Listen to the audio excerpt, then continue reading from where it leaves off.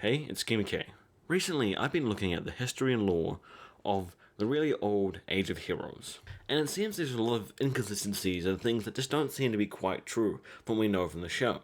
Things like the children making the Pact long before the White Walkers, the first men taking the old gods as their own, and why the Starks bury their dead in the crypts. So in this video, we'll look at what we know from the show, have heard about in the past, and compare them to see what the true meaning of it is, and how the Starks may not really have followed the old gods like we thought all along. Now to dive into this, we're going to first look at the relationship between the children, the first men, and the old gods. Now history tells us that the first men arrived in Westeros through the yet unbroken Arm of Dawn, and as the first men expanded into more territory controlled by the children, cutting down weirwoods, deforesting huge amounts of land to make farms, it started huge amounts of conflicts between the children and the first men. It's said that these wars lasted centuries before they came together on the God's Isle to make a pact to end the fighting.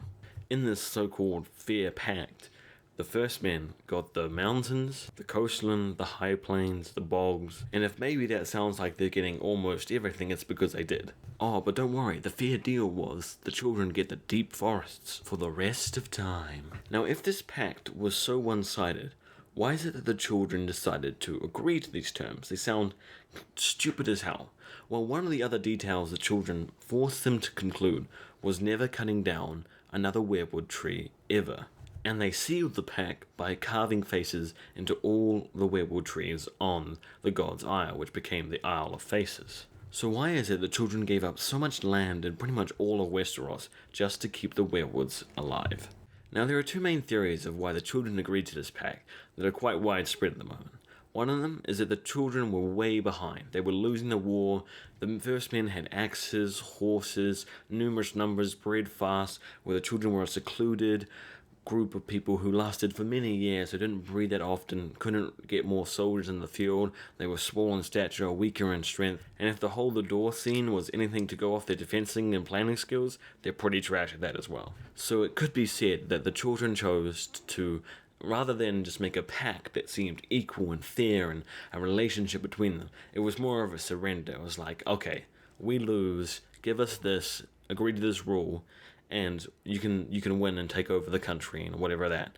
And that was the deal that was made. And they kind of just made it seem a lot more fair because the first men were the ones writing the history. And why would they ever make the history sound like they're the evil guys? But the second theory is a lot more interesting.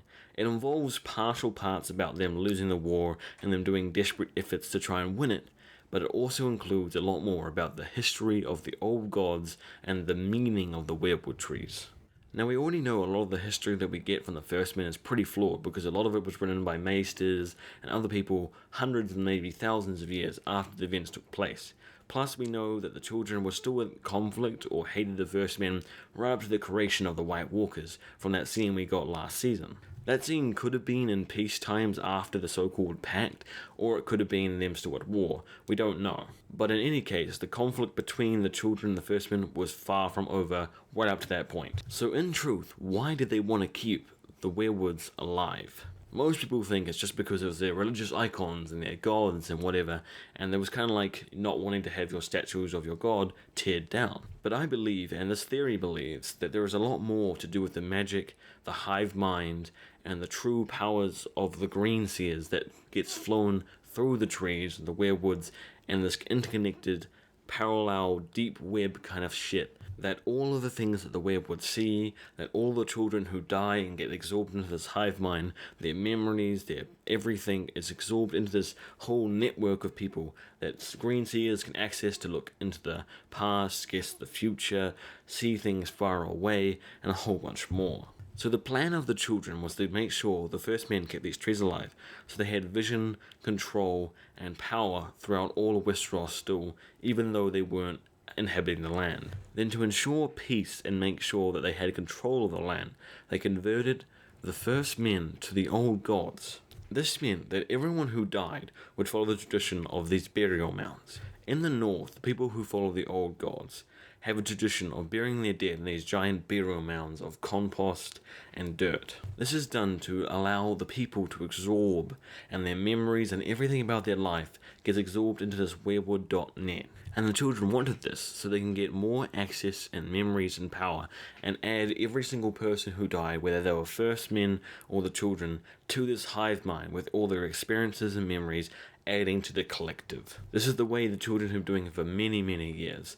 It's all about recycling life, adding to the hive mind, adding to the old gods, this whole natural cycle of putting your body into the ground and adding your experiences to the collective. That may sound a little bit crazy to you, but there's strong evidence throughout all of the Song of Ice and Fire and Game of Thrones that the warging abilities, the abilities to be able to green see and look in the past and so on, comes from this weirwood connection. And it was in the best interest of the children to make the first men join that and add their experiences and memories to that connective. That's why Bloodraven is pretty much intertwined with a weirwood tree, so he can connect whilst he's still alive into that hive mind. So taking that all as granted, why do the Starks not follow that? It seems like in the show they really care about the weirwood trees, they express their deepest thoughts to it, they follow all the old god traditions, they're very proud of that. But the real truth is in the crypts. The crypts are opposed to everything that the children stand for, the way that they have their entire religion. It's sealing them in this stone tomb, never to be able to join this collective and give their memories and experience to the children. They were protecting themselves from being absorbed and assimilated into this weirwood connection. And it would be pretty important to make sure that your kings don't get assimilated, because they're very important people with very important information, and they can't just be all assimilated into the children. It would give too much ability and power to the children when they were technically still kind of enemies. Now the crypts have way more to them than just being a place to stop the old Stark kings from being assimilated into the hive mind. Now if we look at the crypts as a historical piece of architecture, we see a lot more interesting things in it than just what we see from Winterfell. Now reportedly Bran the Builder was the one that first raised the first keeps of Winterfell. Apart from that, doesn't seem to be very true, because all of the towers that were built by the first men were square towers, not circle.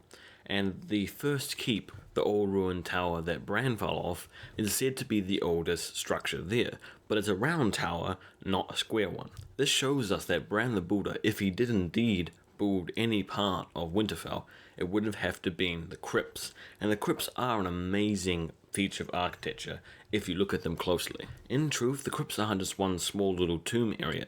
It's a huge, vast labyrinth of underground passageways and levels and everything, and it's extremely hard to navigate. And there also seems to be much magic and mystery evolved around them. We see many of the Stark children who are point of view characters having dreams about visiting the crypts and looking in the crypts and being drawn to the crypts. There's Jon, there's Bran, there's Rickon, and even Arya has a dream drawing her to the crypts. With the Starks having their own warging abilities, long history of magic, amazing feats, and so much history in the North, it's not hard to conceive that they had their own separate power, traditions, and they didn't actually follow the old gods like everyone else in the North did. Okay, now tell me in the comment section below what you guys think about the crypts, Winterfell, the Starks, and everything. Also, I know there's quite a few other theories about the crypts, so if you want me to do videos on those, just tell me below as well. Other than that, I'll see you guys next time.